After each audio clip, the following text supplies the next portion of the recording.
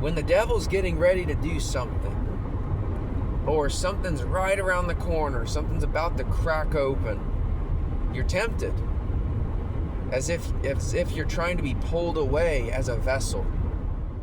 And she got very angry, looked me in my eye, and she was about this close to me at that point. And I looked her in the eye, said, "Get out." And that's when she turned and looked horrified. One day I'm still gonna preach here because I like to preach. And I like Jesus.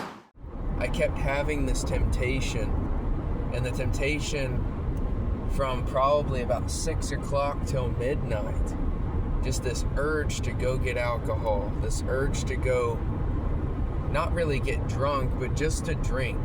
And so I drove around the city looking around about 7 o'clock where I wanted to eat. Ended up going to Chili's, which was right across the street anyway. And, just talked to the Lord while I was eating. I was watching all these other guys at the bar. I was sitting at a table, and I was like, man, that looks really good. And I couldn't bear the thought of, I'm not going to waste my money on something that's ungodly and unfruitful for me, and a lack of witness. And so I ended up leaving, and I went back to the motel. The temptation was still there, so I just opened my Bible. I started reading, and that always helps. You direct your attention to the Lord, and you take these thoughts captive. Suppress those thoughts, because once you allow those thoughts to take root, you for one, you'll never sleep. It'll consume your mind to the point of, I need to do it so that I can sleep. And that's what a lot of men do with a lot of temptation of the flesh, is I'm just going to do this thing so I can sleep.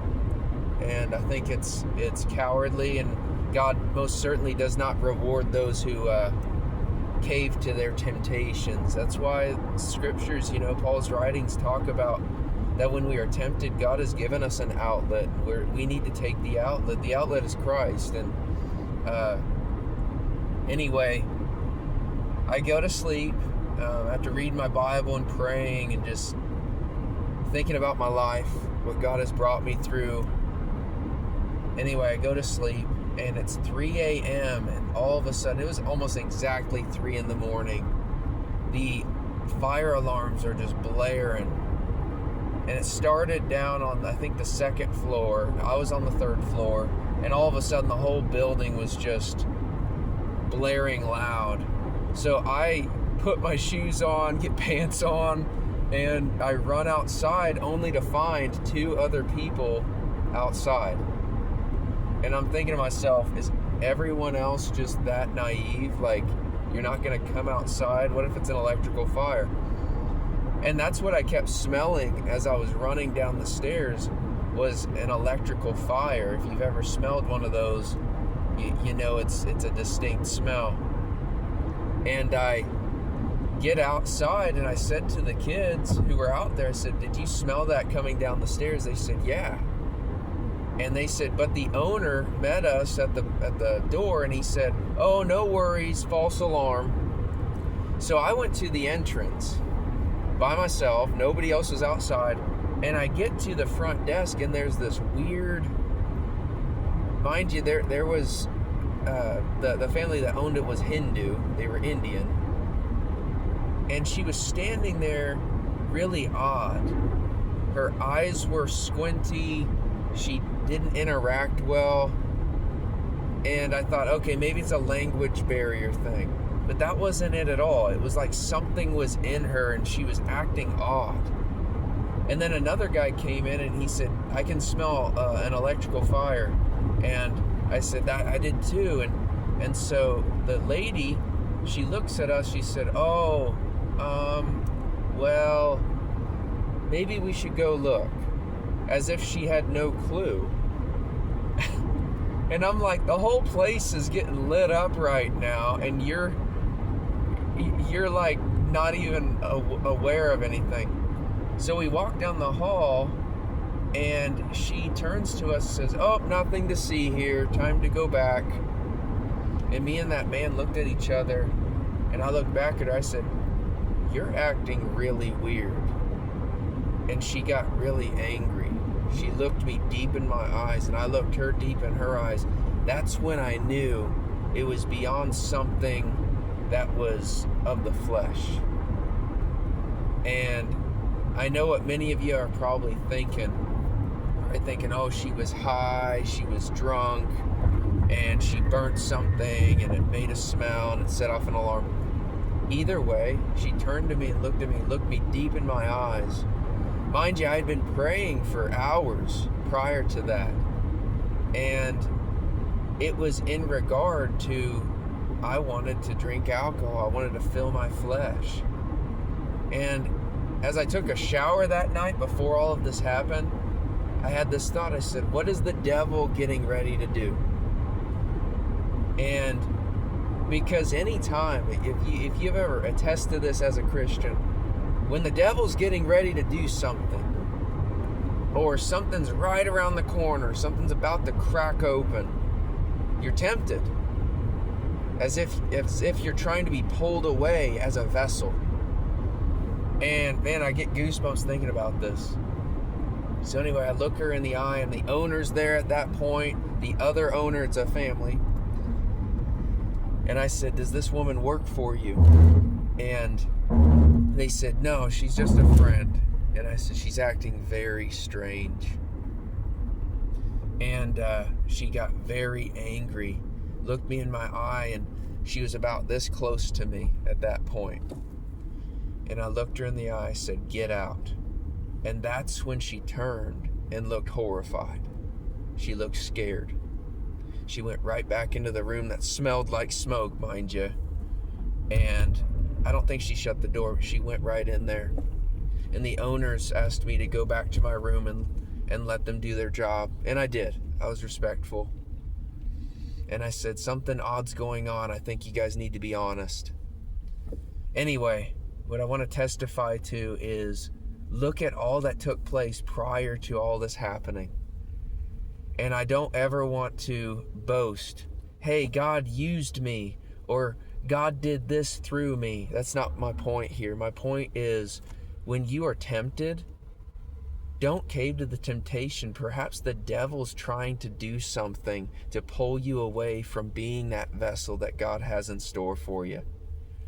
Because, I understand a lot of Christians will interpret that, oh, some have these gifts, some have those gifts. Well, this believer says that depending on the moment that you're in or situation that you're in, God will gift you with different things. Then maybe you can message me if you're curious what I mean by that. But I believe God gifted me in that moment to be in that situation, to call out a demon in that woman. And mind you, I think that we fail to look at drunkenness, drug use, and we think, oh, that's just what it is. Well, people don't get drunk unless something's going on. People don't get high and put pills in their body and do all of these drugs unless something else is going on. The core of the problem is not what you see on the exterior. I'd say 95% of the time. And in this case, when you look at Hindus, they are open to anything and everything. They've already opened the door to demons to come in. So, beloved, I'm here to tell you, when you look at Hindus and families that you think, oh, they're lukewarm, they're no more Hindu than atheist, or no more Hindu than Christian. Well, just because they're just as lukewarm as many American Christians does not mean that they have not opened their life up to demonic activity by worshiping idols or sacrifices and things like that. It's just as demonic as American atheism and American Satanism and things like that. So many of you may disagree with me, but beloved, I'm here to tell you, as Christians, be prepared in season and out of season. You might think, man, I'm drifting from the Lord. I have all these thoughts and I want to fill my flesh with fleshful desires. Don't cave to them. but stand firm. Resist the devil, he will flee, James says in the epistle of James. And I'm rejoicing today because it was just another tiny bit of evidence that God uses weak people like myself. We don't have to say yes to the temptations. We don't have to entertain what the eye is drawn to. But delight ourselves in the Lord. I love Psalm chapter 1. For one, because you don't have to turn very far in the Psalms to find it. And also, I love it because, in paraphrase form, it says, blessed is the man who does not sit in the presence of the wicked or the counsel of the ungodly, but he meditates day and night upon the law of the Lord and delights himself in the law of God.